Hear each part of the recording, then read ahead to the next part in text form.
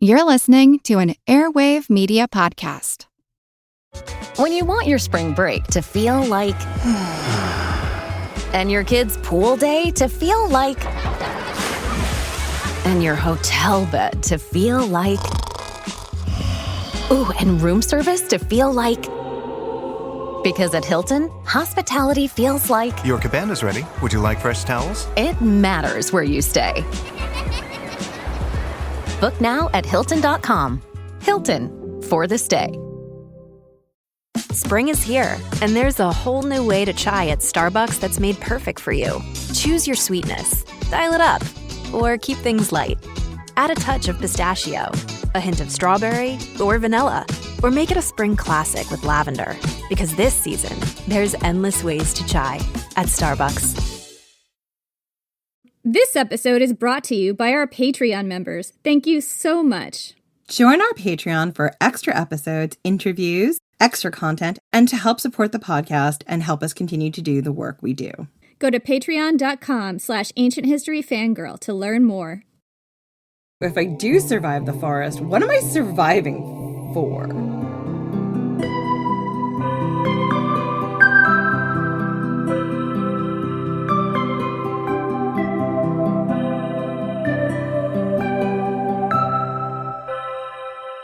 I'm Jen McMenemy.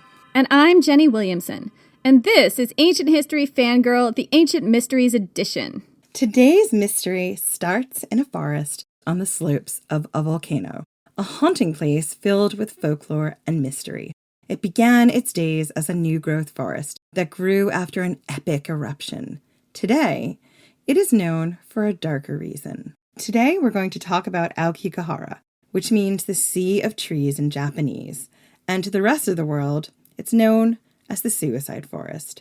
And this is your warning. This episode will deal with suicide.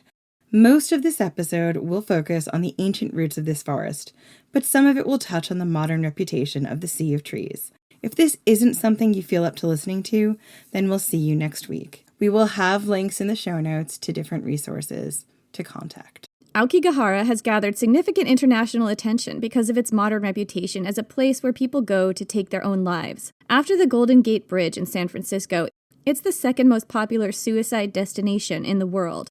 Usually, the reason for this is traced back to a novel written in 1961, Nami no To, or The Tower of Waves, by Seisho Matsumoto. I'm really sorry if I mispronounced that name. It's possible I may have. Tower of Waves tells the tragic story of a love affair that ends with the heroine choosing to take her own life in the beautiful and peaceful Aokigahara forest. Most people believe it is from this book that the modern reputation of Aokigahara as a suicide destination was born. But people have been traveling to Aokigahara for many, many years before the publication of Tower of Waves to take their own lives. And it's been associated with suicide and death and very dark things for a very long time. For over 1,000 years. And maybe even longer than that. Keep listening and find out. Aokigahara is located on the northwestern slopes of Mount Fuji, on the island of Honshu in Japan. Mount Fuji is an active volcano and is the highest mountain in Japan. It is also the second highest volcano located on an island in Asia, and it's considered to be one of Japan's 3 holy mountains. Mount Fuji is so tall that it spends most of the year snow-capped, and on clear days, you can see it from Tokyo 62 miles away. Mount Fuji is a huge part of the cultural heritage of Japan, and it just so happens to have created one of the most infamous places in the country, Aokigahara. Aokigahara stretches out for 12 square miles. Looking down from Mount Fuji on the southwestern slope, it looks like an actual sea of trees, just endless green leaves and branches straining towards the sky and the mountaintop. Inside the forest, there is said to be an eerie quiet. No birdsong, no sounds of scurrying animals or insects, just intense, profound quiet. A quiet so deep that sound is muffled and muted. The woods are dark and deep. It's said in many places you can't see the sky. The light is blocked out by the towering branches, and the light is muted like a perpetual twilight. There are, according to the lore, no animals or birds or even insects in the forest. The ground is uneven, with tree roots pushing the soil and rocks aside to make burrows and hollows. You can easily turn an ankle on the twisted roots, and the ground beneath is riddled with hollows and caves. And should you take a wrong step, wander off the carefully signposted paths, it's easy to get lost. Not just because the forest is deep and dark and maze-like, but because compasses and GPSs and cell phones don't work in the forest. According to the lore, the moment you step off the path, your compass and GPS will stop working, your phone will mysteriously stop having a signal, and the woods will close in on you, deep and dark and eerily quiet. And maybe, just maybe, that's when you'll hear the wails of the Yurei, the unhappy spirits said to haunt the forest. It's said that those who leave the paths rarely come out of the forest alive. That's the legend that has sprung up around this forest. But what's the reality? Is Aokigahara haunted? Why is it such a popular destination for people to take their own lives? And what part does it play in the history and culture of Japan? Join us as we uncover the secrets of this beautiful and haunting place. Aokigahara is a relatively young forest. It's 1,100 years old, and we know that because of how it was formed. It is much younger than the surrounding lakes and the other woods along the slopes of Mount Fuji, and the creation of the forest has its own dramatic and fascinating tale. So Jenny, get ready. I'm going to nerd out about volcanoes. I know, it's a volcano episode. It is. I'm just going to say, anytime I get to talk about volcanoes, it's a good day for me. Jen is such a volcano nerd. I am this podcast's resident volcano nerd. I think every podcast should have a resident volcano nerd. Clearly, obviously. So when I started researching Aokigahara, I was actually shocked to learn that it was formed as a result of a volcanic eruption. You know I had to do a deep dive into that eruption. You just know it. So in 864 or 866 AD, the dates are a little fuzzy, Mount Fuji erupted. This is called the Jogan eruption. It took place in the Nagayama area on the northwest slope of Mount Fuji. It was a major eruption that produced a lot of cinders and ash, as well as an epic lava flow. Ash was found as far away as Edo Bay, 107 kilometers away. The eruption may have lasted for up to 2 months, and the lava flow continued for 10 days straight. The lava flow was so great that it split a nearby huge lake, called Lake Sonomi, into two, producing 2 new lakes, Lake Shoji and Lake Sai. Although these lakes are actually still connected deep underground through tunnels, which is really cool. Many people died, we don't know the exact numbers, and homes were lost. This must have been a massively traumatic event for those who were there to witness it. But it was followed closely by another extremely traumatic event, perhaps one even more traumatic, that affected Japan on a wider level. A few years later, in 869 AD, a huge earthquake hit Japan off the coast of Sendai. This area is not close to Mount Fuji. It's about 270 miles to the northeast. But the earthquake was linked to the volcanic eruption, and its effects could be felt everywhere in Japan. Yeah, and it was on the same side as Mount Fuji. So, the Jogan earthquake is estimated to have had a magnitude of at least 8.4 on the moment magnitude scale, but it may have been closer to 9.0, the same as the devastating Tohoku megathrust earthquake that happened in 2011. In fact, it's believed that both earthquakes had epicenters in roughly the same spot on the seafloor. What is a megathrust earthquake? So, and I could be getting this wrong, but I'm pretty sure I'm right. Earthquakes happen when one plate is going underneath another plate, right? Like tectonic plates? Yeah. And this particular area in the Pacific is the Ring of Fire. It's got a lot of volcanoes and a lot of seismic activity. So when one plate goes under the other, I think it's called subduction. And when you get a megathrust earthquake, it's because it's gone under and it's sort of been stuck in that position for a little bit, and all of a sudden the resistance lets go and then it pops up, and then you get one of those big huge earthquakes that are terrifying and really, really scary, but really fascinating from a geological nerd perspective, like I have. They're kind of like when you pull a rubber band down and you hold it for a while, you know eventually you're going to let that go and it's going to really be painful. If you're pointing it at yourself. I don't know. I'm maybe not the best analogy, but essentially that's what it is. It sort of gets caught for a while underneath the other plate, and then all of a sudden it gets uncaught and it bounces up. And those are the really big earthquakes that, we see, like the one in 2011 in Japan. So, of course, earthquakes that happen on the seafloor can cause tsunamis, massive deadly waves. The Jogan earthquake caused a massive towering tsunami in 869 AD that completely flooded the Sendai Plain. It swept away villages and an entire castle and reshaped the 9th century landscape. There's a quote from the official records about the catastrophe in Nihon Sandai Jitsuroku, which is the true history of 3 reigns of Japan. Apologies for me mispronouncing all of that, and that's from 901 AD. Quote, on the 26th day of the 5th month, which would have been July 9th, 869 AD, a large earthquake occurred in Mutsu province with some strange light in the sky. People shouted and cried, lay down and could not stand up. Some were killed by the collapsed houses, others by the landslides. Horses and cattle got surprised, madly rushed around, and injured the others. Enormous buildings, warehouses, gates, and walls were destroyed. Then the sea began roaring like a big thunderstorm. The sea surface suddenly rose up, and the huge waves attacked the land. They raged like nightmares, and immediately reached the city center. The waves spread thousands of yards from the beach, and we could not see how large the devastated area was. The fields and roads completely sank into the sea. About 1,000 people drowned in the waves because they failed to escape either offshore or uphill from the waves. The properties and crop seedlings were almost completely washed away. Archaeologists have found evidence of this tsunami 2.8 miles inland. They found evidence of sand in trenches this far inland on the Sendai Plain, suggesting that the plain was flooded by seawater. They've also found the remains of the ancient town of Tagajo and its castle, which were swept away by the wave. In fact, the Sendai Plain has been shaped and scarred by a series of tsunamis over the millennia.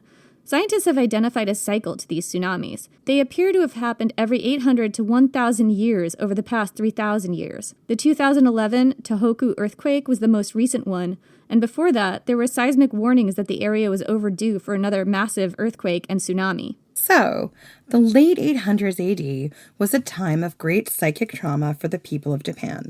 The people were reeling, both from a more localized but devastating volcanic eruption, and then a massive earthquake and tsunami in quick succession. But over the years, a great forest would grow on the slopes of Mount Fuji, on top of the lava flows that had once caused such destruction. Aokigahara. Aokigahara is, as we've said, a relatively young forest at just 1,100 years old. It took only about 100 years to cover the lava flow laid down during the Jogan eruption.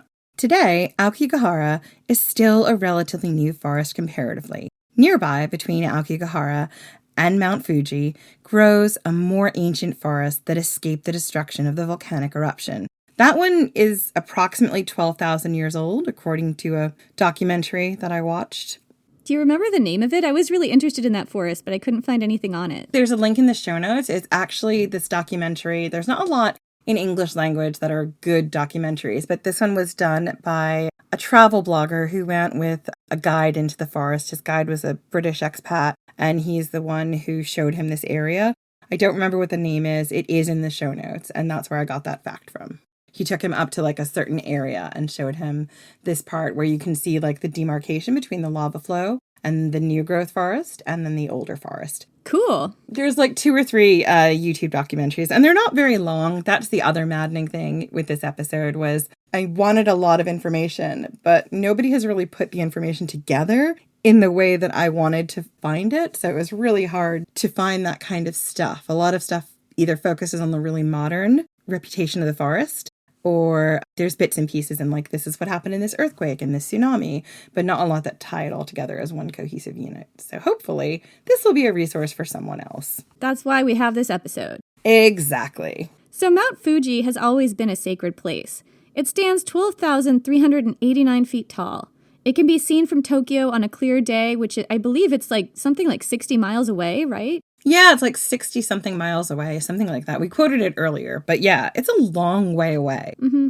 It absolutely dominates the landscape of Japan.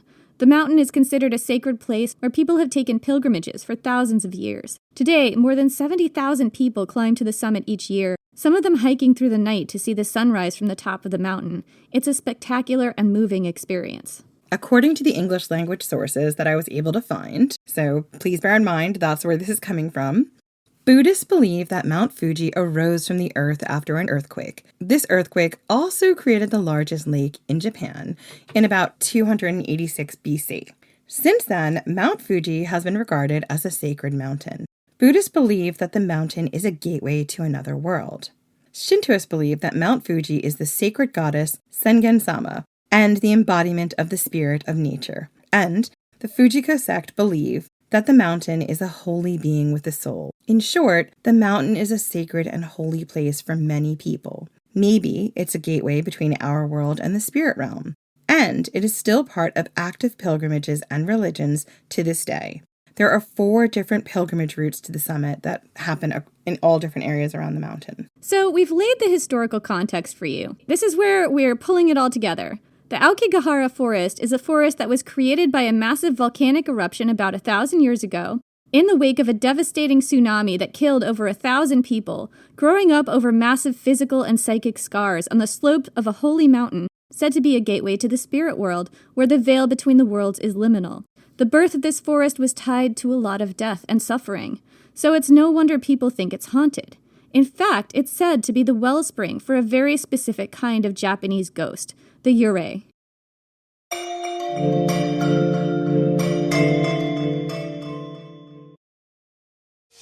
Planning a wedding shouldn't feel overwhelming. The Knot brings everything together in one place. Vendors who get your vibe, a custom planning checklist, guest list tools, and a free wedding website that syncs with it all. So instead of juggling a dozen apps and spreadsheets, you can actually enjoy getting married.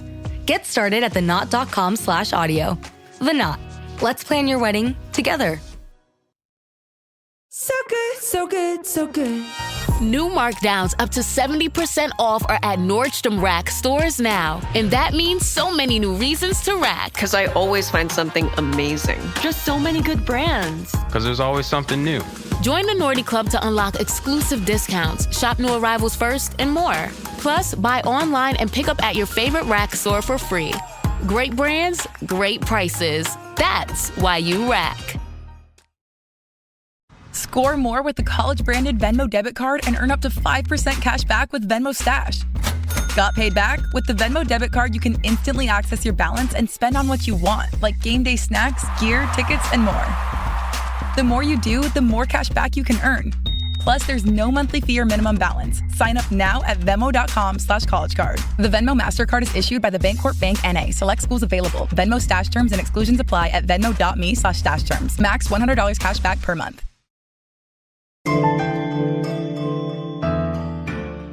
So, what are the Yurei? According to the English language sources that Jen was able to track down, in both Shinto and Buddhist beliefs, there is an afterlife. In Shinto traditions, after you die, the soul, which is said to contain part of God, is released and travels to the Yomi no Kuni, which is the afterlife. Buddhist beliefs also contain an afterlife called the Anwayo. In an article called Yurei, the Japanese Culture of Ghosts Through History, Maria Peniscal explains the hurdles a soul goes through to reach the afterlife. Quote, "The road is not easy, and any obstacle towards that goal can make the spirit turn into a Yurei. This spirit has to reach the afterlife, but this can be an arduous task. That is why, when a family member dies in Japan, the living relatives have to watch over the deceased, help them and accompany them during their journey to the afterlife by doing certain rituals. Once they have overcome all obstacles to the afterlife, this ancestor will watch over their living ancestors on the earth to protect them from any misfortune." So, in both Buddhist and Shinto traditions, once somebody dies, they face a perilous journey to the afterlife, and any misstep can cause them to become trapped between worlds as a Yurei, a spirit who has been barred from a peaceful afterlife. Just like when we talked about vampires in the ancient world, certain situations have a high likelihood of producing Yurei. It could be because a person's burial rites were not completed properly, or because they died in a violent manner, such as murder or suicide. Or it could be because they experienced an intensely powerful emotion, rage, desire for revenge, love or lust, that has kept them on this plane with business to finish. Much like Western ghosts, Yurei are spirits with unfinished business. Yeah, but unlike Western ghosts, they kind of are corporeal. Yurei are often linked to traumatic experiences, and they themselves are said to be capable of epic violence on a very large scale. Some types of Yurei are even believed to be able to cause natural disasters, like earthquakes or tsunamis. Or volcanic eruptions? The oldest depictions of Yurei looked like the corpse of a person who died, complete with any deformities the person might have suffered in death. Bruises, bloating, broken bones, whatever led to their death, which, given the way these ghosts were made, would have been very traumatic, We're not talking about necessarily someone having a peaceful repose in death, right? These early versions of Yurei would have looked a lot like some of the ancient vampires we discussed, shambling corpses. However, in the late 17th century, the Yurei started to take on a unified look and form, and this form is related to 17th century Japanese theater. Yurei all wore a similar dress and have similar characteristics. Here's how you can spot one. White clothing, usually robes or dresses. These are usually traditional funerary dress from the Edo period. They have long, disheveled black hair. This comes actually from the kabuki theater, where the actors wore long black wigs and had masks depicting different emotions on their faces. The hands and feet of Yurei are said to dangle lifelessly or be lacking entirely, giving the Yurei a sense of floating in the air. They are often accompanied by little floating lights, or hitodama, like will-o'-the-wisps, that are actually part of the Yurei's soul. These lights are blue and orange and purple, beautiful, and just a little bit hypnotic. Maria Peniscal explains, quote, "The word Yurei comes from the kanji yu, or dark, and rei, or soul. A Yurei often has a human shape without feet, floating in the air. In addition, they have long black hair and wear a white kimono used during funeral rituals. They can also have some deformity since they take the appearance they had just before dying. So if they died violently, that would still be obvious on their body when they return. There are several types of Yurei classified according to their earthly agony. For example, the Onryo are vengeful ghosts who died having resentment to someone or something. There are also the Kosodate Yurei, the spirit of a mother who died during childbirth and returned to the living land to care for her child. Finally, I will mention the Funa Yurei, the souls of the people who died at sea. Some Yurei are aware of their situation, with whom you can dialogue, and even help them solve their problem to rest their souls. But there are also the Jibakurei, a ghost tied to a specific place. These are the most fearsome, as they have a curse that can trap those around them. And that brings us back to our forest.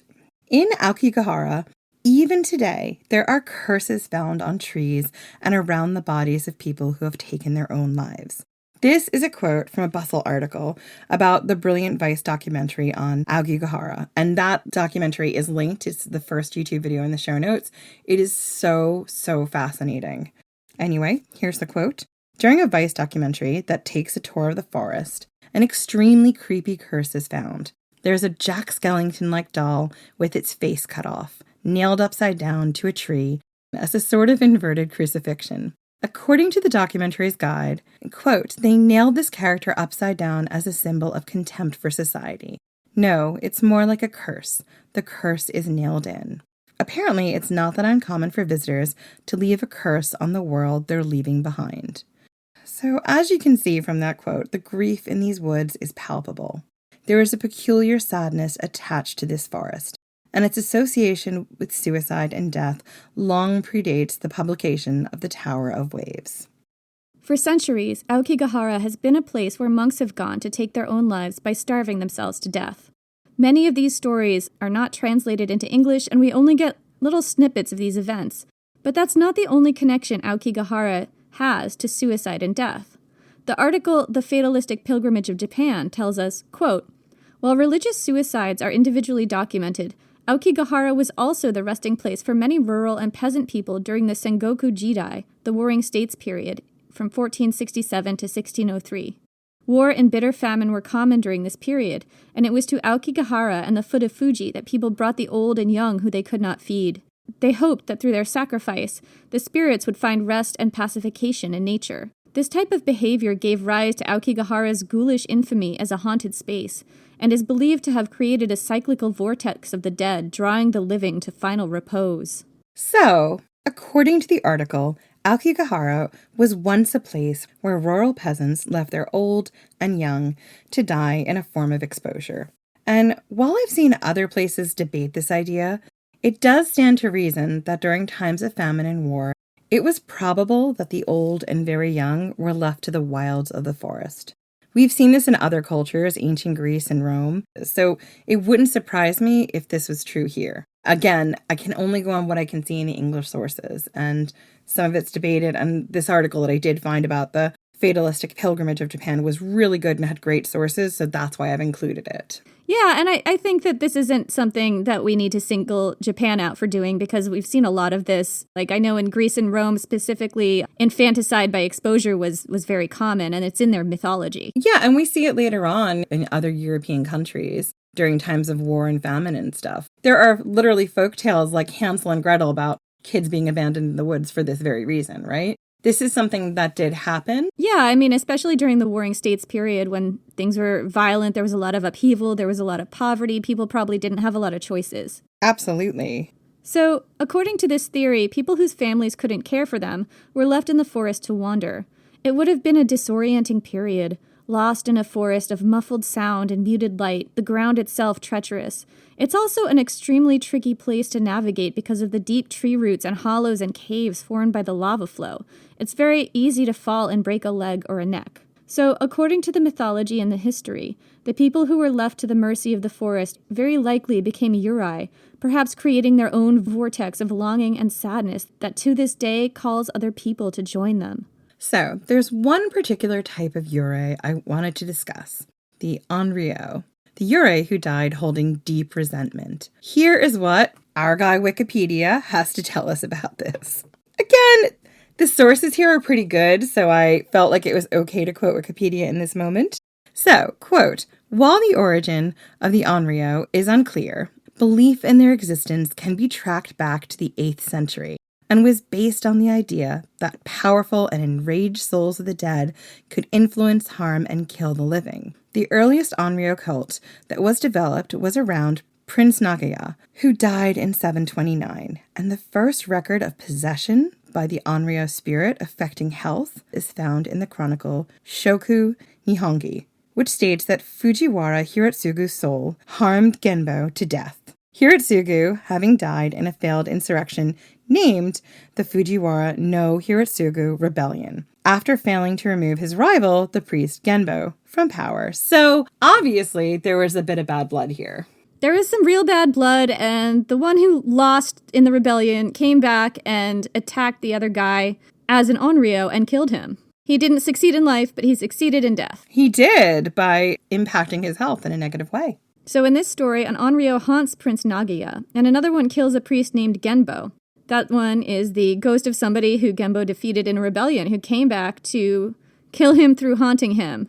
The way it manifested is that he affected his health, so Genbo seemed like his health was failing, and then he died. That's what it sounds like, according to what we just read. Unfortunately, I couldn't find any other stuff in English about it, so I have to go with what we're deriving from that. Yeah, and I think it's one way to explain sudden deaths by illness, especially if somebody falls sick who is formerly, really healthy and strong. This could be one way to explain it, is somebody that they wronged in life has come back with a grudge from death, right? Absolutely. And again, we're going to talk about this in one of our episodes. I don't know if it'll drop before or after this with Daniel Ogden. We have also talked about this in both of our vampires episodes. Like, in the ancient world, when you don't know what's going on and you have someone who seems really healthy and then falls dead, putting a supernatural explanation on it is kind of a way to help your brain process what's just happened. Because otherwise it's kind of unthinkable, right? It's difficult to process the grief and that sudden shock.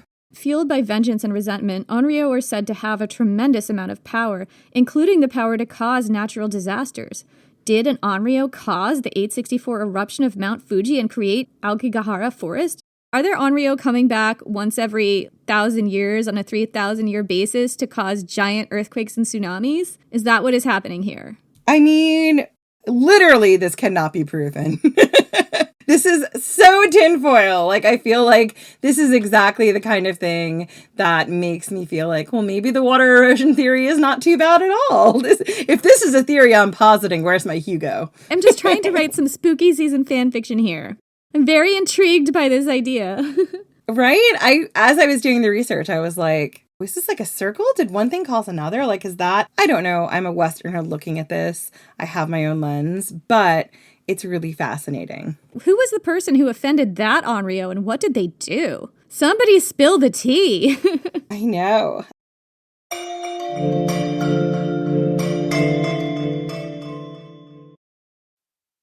This episode is brought to you by Indeed.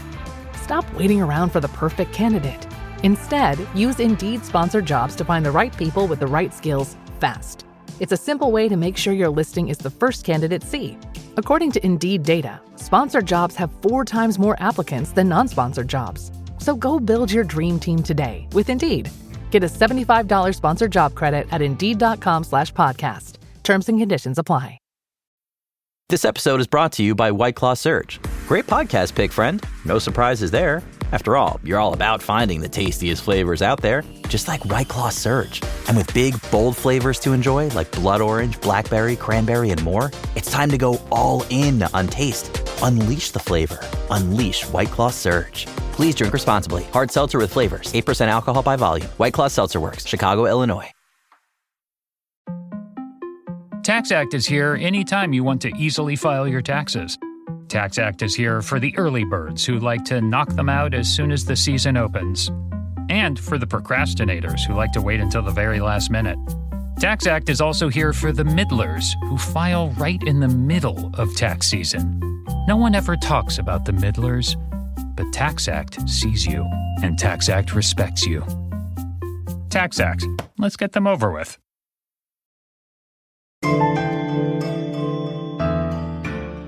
But there was another depiction of the Onryo that I came across, and this is very sketchy. This is a very sketchy and tentative reference as I found it on a monster wiki, but I think it's worth looking at, and it definitely sort of like shows the evolution of the Onryo even into modern day. So, quote, Onryo can be dated to approximately the 7th or 8th century. The idea of an evil ghost coming back from the otherworld looking for vengeance was quickly believed in those ancient years. In the Japanese folklore, these spirits were seen as the punishers of abusive and brutal men toward innocent and weak females, threatening them with unbearable and eternal torture if they continued with their aggression against women.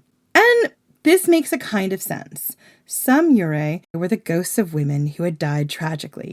And in Japanese folklore and mythology, the most feared demons were women who had transformed into a demon after an intense amount of rage or grief or sadness. And I found out a lot about this when I was researching Women of Myth. There are some entries about this in Women of Myth. And so when I came across this in the research, I was like, wow, it's all tying back together, the connections. So the idea of strong female emotions having an extreme amount of destabilizing power is a recurrent theme in Japanese folklore, and a woman who displays an excessive amount of emotions is terrifying because she cannot be controlled. She also cannot control herself. So the idea of Onryo being punishers of abusive men makes total sense to me. Onryo have a distinctive appearance. They look like a woman crumpled on the ground, all dressed in white. If you move towards her, thinking that she's in pain and needs help, you'll start to get a headache and then a pain in the chest. The hair on the back of your head will stand up and the Onryo will rise up, floating towards you. She will wail and keen like a banshee or siren, not speaking any discernible language, just a language of unending grief that is kind of universal. She will reach out her hands, desperate to touch you, to infect you with a deadly curse.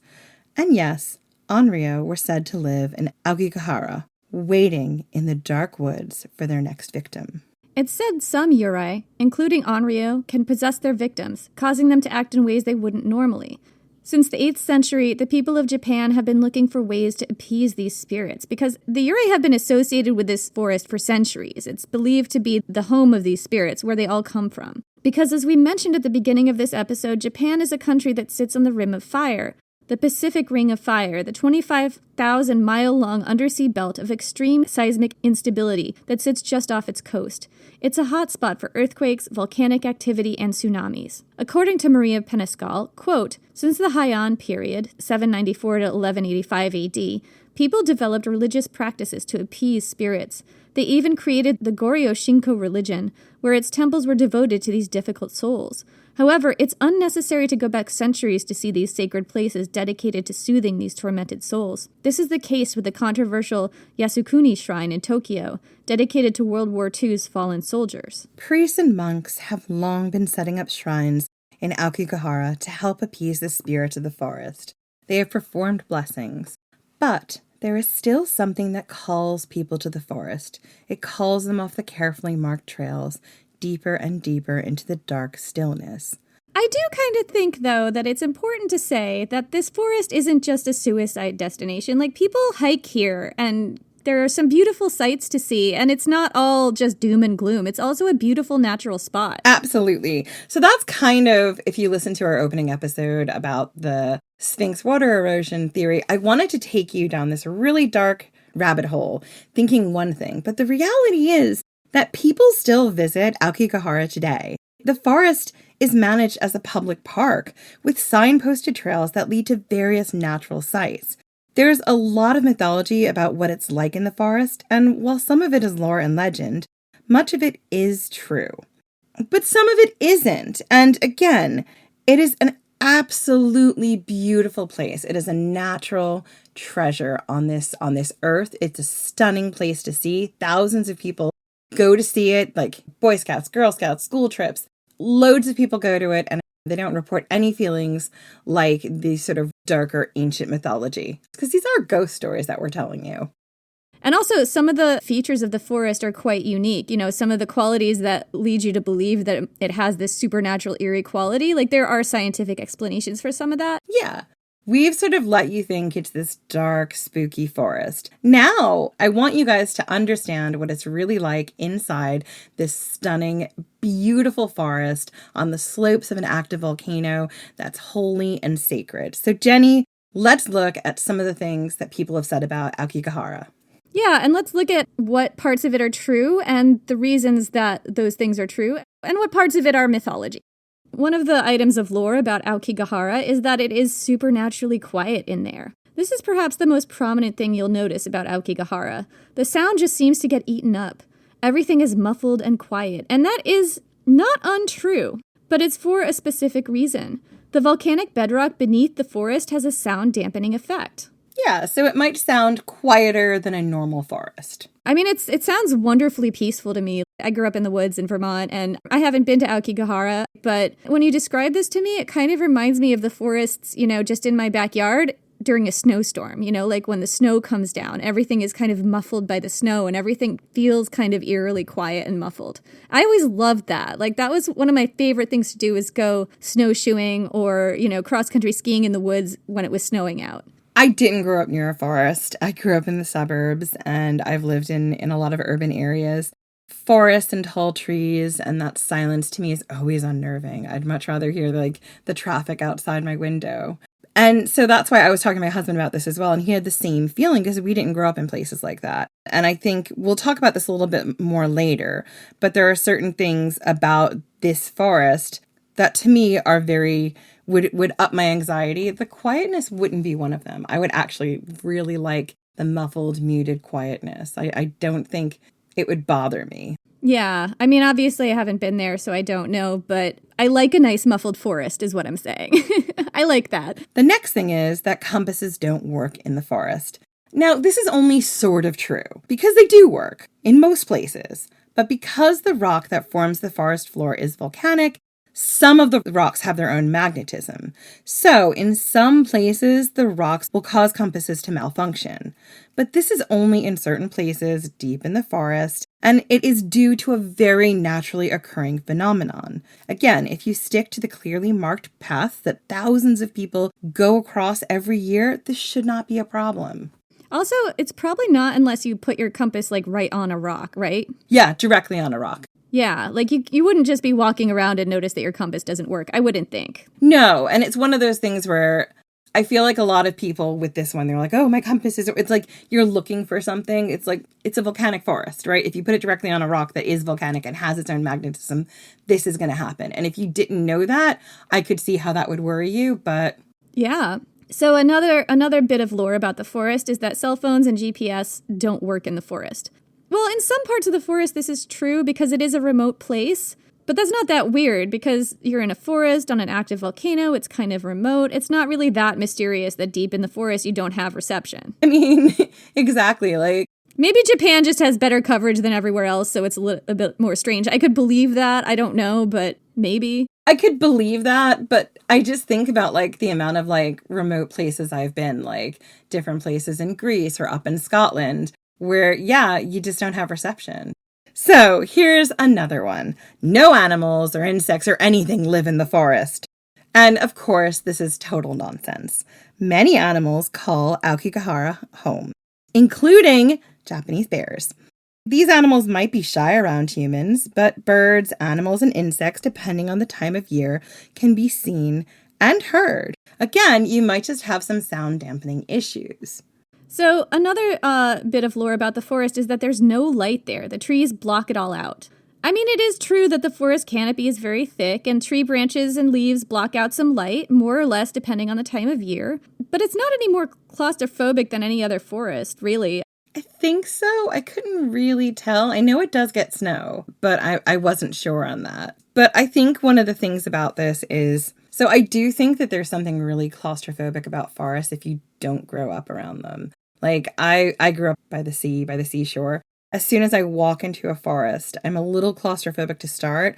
It feels like everything is coming in on me. And if I'm looking up and I can't see light, I could see myself getting more and more tense. And I've been hiking, and where Jenny and I went to college was way up in the middle of nowhere, and there were lots of places you could hike and go see beautiful things. But I always remember going down the hiking trails and being really anxious and not being able to tell anyone I was anxious about this, because a lot of the people I knew grew up around areas like this, and I didn't want to sound like, I was a baby. But I get the claustrophobia here. And for someone who didn't grow up in that situation, I get the fear. Like when the Blair Witch came out, I'm like, yeah, that scares me because I don't want to be lost wandering in the woods. Blair Witch was so funny to me because I remember watching that movie and it was quite scary, but I felt like they were really relying on the setting of this forest as it was there to amp up the scariness. And to me, that really didn't work because that forest in the movie looked just like the forest behind my house. And I'm like, it's just the woods, you guys. Like, you're just running around in the woods scaring yourselves to death. I totally understand, but it's one of those things where, like, I didn't grow up in, like, the Girl Scouts or going camping. So, like, being in that position always makes me feel deeply inadequate. And then again, the claustrophobia of, like, how do I get out of here? I don't know these animals. I don't know these insects. Like, I'm definitely one who's going to get spooked and scared. So I understand that. But I also think, having written this episode, having looked at so many images of this forest, it is utterly stunning. It's a really beautiful forest, and I can see what would contribute to this very otherworldly atmosphere, like the muffled sound. The roots are quite tangled, like the tree roots are very tangled on the ground, like a lot of the tree roots kind of bend up over the earth as opposed to going straight down in. Yeah, because they're on volcanic rock. They've grown up out of rock. Yeah, so there's all these like gnarled roots everywhere, and the ground seems very uneven. I could just imagine, being abandoned by your family here and being like, oh no, now what? Oh, I mean, I'm dead. I'm either gonna be adopted by a lovely mother bear who raises me to be an Atalanta, or that bear's gonna eat me. More likely, that bear will eat me. I'd like to think I would make a home of tree roots and do quite well, but I don't know. I think you'd probably be okay. You'd definitely do better than I would. Because also, I don't know that my mental state would be good enough abandoned in a forest like that. Like, I just think I would really struggle with my mental health in a forest. Is it the being abandoned by your family part or the forest part that's scarier? I feel like the forest part is fine. The abandoned part, it depends on my relationship with my family, I guess. I mean, for me, it's both. It's like, okay, so if I do survive the forest, what am I surviving for? So, if you wander off the paths, you will never be able to leave the forest. This one, I have to say, has a tiny bit of truth to it. If you wander off the path, you will encounter really difficult terrain. You may not have great cell reception, and you run the risk of falling and injuring yourself and potentially not being found. Although there are, forest wardens who patrol the area. There are forest wardens. There are. But I don't know how often they patrol. It's a very big forest. And also, like, it depends on the time of year, how badly injured you are. Because some of the year, it's snow-covered and really cold. Hypothermia will set in. Are there statistics about how many people, get lost in the forest every year? There aren't statistics on how many people die in the forest anymore. They stopped publishing them because they were going up and up and up. And the Japanese government thought that publishing those statistics was maybe contributing to more people going there as a destination to take their own lives. But I imagine quite a few people do wander off the trails and maybe just get lost. They haven't necessarily gone there to take their own lives, but I don't know the answer to that exactly. But getting back to why you might not leave the forest is the volcanic earth, as we mentioned, beneath the ground naturally forms sort of different caves and hollows that make the ground very uneven. And the roots of the closely packed trees further contribute to make the off-path ground treacherous. You might have an accident, you might get lost, and it might take people a while to find you, and you might not be able to call them. That is what could happen in any national park in America, right? Or here in the UK or anywhere in Europe. Like, if you leave the paths and you get injured, then that is a risk you're taking. And I think the point I'm trying to make is that it's not any higher that that's going to happen to you in Aokigahara than it is in Yosemite. So, in the modern day, Aokigahara gets a bad reputation in Western culture, kind of an infamous reputation. It's famous as the suicide forest, but in Japanese culture, it's more of a mixed bag. Many locals don't go to the forest because of the stories that surround it, but every year it is visited by thousands of tourists, many of them Japanese, and there are sights to see in the forest that have nothing to do with death and despair. There are carefully marked trails that lead to incredible natural sights, including volcanic caves, such as the Bat Cave, the Wind Cave, and the Ice Cave, where the ice stays frozen all year long. Yeah, and the ice cave they used to use to store things in the summer to keep them cold because it's frozen all year. It's cold all year long. It's amazing. Sorry, I went down a deep dive about caves and then reined it in. Yeah, it's a beautiful place to hike and to experience nature. Some go to the forest to visit the shrines to the mountain goddess. Aokigahara is a national treasure, and it deserves to be seen that way. However, unfortunately, since Western culture has become fascinated by Aokigahara, it has also become an attraction of the dark tourism industry, i.e. places that are macabre and therefore alluring to a certain kind of tourist. Some people go to Aokigahara hoping for an encounter with the supernatural. Others go for more disturbing reasons, essentially in the hopes of finding a person who has taken their own life, and in some cases, that's been sensationalized. And again, maybe tune off if you don't want to hear about this, because we're going to delve into it a little bit. So, for instance, in 2017, an American YouTuber and vlogger named Logan Paul visited the forest and came across a person dead by suicide. In a completely callous and horrible attention-seeking moment, he filmed the body and uploaded the video to his YouTube channel, where he and his friends can be seen joking. YouTube cut ties with him. He lost some movie deals. He did apologize for it, but, completely inappropriate. I think he's a wrestler now. Yeah, I didn't delve too much into what Logan Paul is doing now because I literally cannot care less about Logan Paul. It's one of those things where you're just like, why? Why would you do that? That's not okay. Yeah. Japan has one of the highest suicide rates in the world, and every year hundreds of people are drawn to Aokigahara to make a final and desperate pilgrimage. This is a quote from the Fatalistic Pilgrimage. Quote, Aokigahara provides pilgrims with a private space which Fuji, as a highly trafficked destination for both foreign tourists and Japanese, cannot. The forest is a sacred space steeped in cultural memory and creates a private locale where distraught, desperate, and despondent individuals can completely disappear. Essentially, for some, Aokigahara has become a final suicide pilgrimage, a sacred place where some people go and choose to take their own lives. Forest wardens are well aware of this history. There are signs up all over the place telling people not to take their own lives, to think of their families, and I think that they have, a number you can call if you're in crisis. Hopefully your cell phone will work where you are. Yeah, and your signs are in English and in Japanese and potentially, I don't know if they're in other languages as well. And forest wardens do sweeps of the forest as well. The forest wardens wander the forest looking for the bodies of people who have taken their own lives. Sometimes they aren't hard to find. They also look for people who are camping out in the forest, and in the Vice documentary, it shows you that some of them are trained in how to speak to people who are potentially considering suicide, and they're able to sort of give them advice and hopefully, help them to leave the forest. There is a tradition that if a person comes to the forest to take their own life, they leave a trail of brightly colored ribbon or tape from the main trail, the main path, to their body. Sometimes a person leaves the trail when they're on the fence about taking their own life, so they can find their way out if they change their mind. Or it's left so that someone can find their body after they've gone through with suicide and the proper burial rites can be performed. And this includes spending a night sleeping in the same room as the dead body so Yurei doesn't rise from the corpse. Aokigahara is a place of deep history. It is haunted by the tragedies of centuries, both natural and human-made.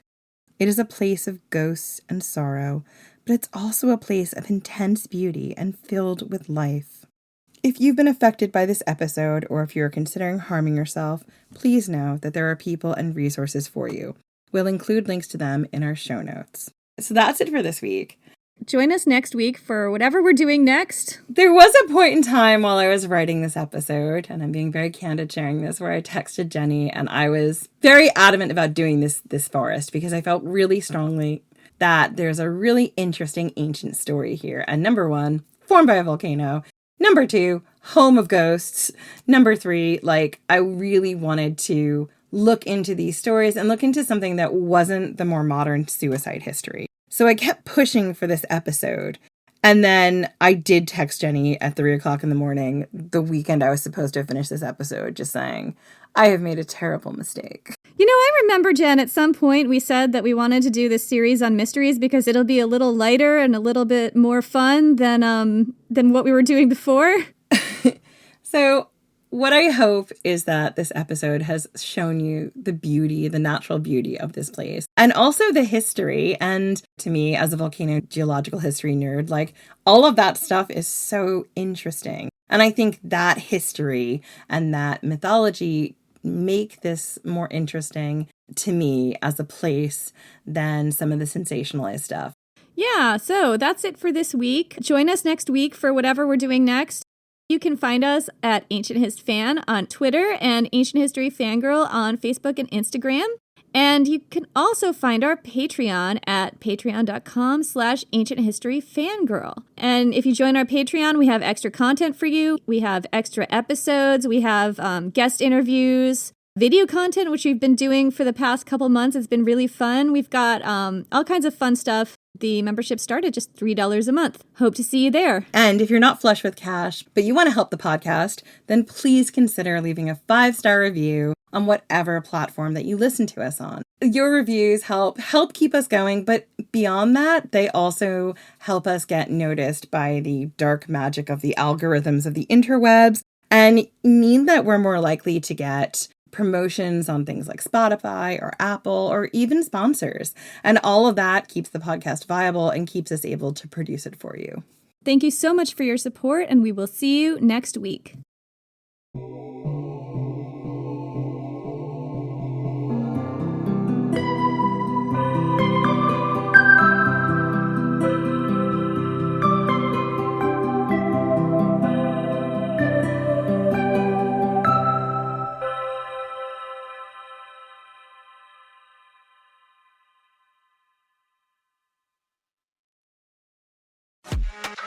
Monster Energy. Everybody knows White Monster Zero Ultra. That's the OG.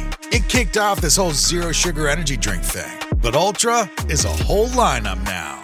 You've got Strawberry Dreams, Blue Hawaiian, Sunrise, and Vice Guava. And they all bring the Monster Energy punch. So if you've been living in the white can, branch out. Ultra's got a flavor for every vibe. And every single one is zero sugar. Tap the banner to learn more.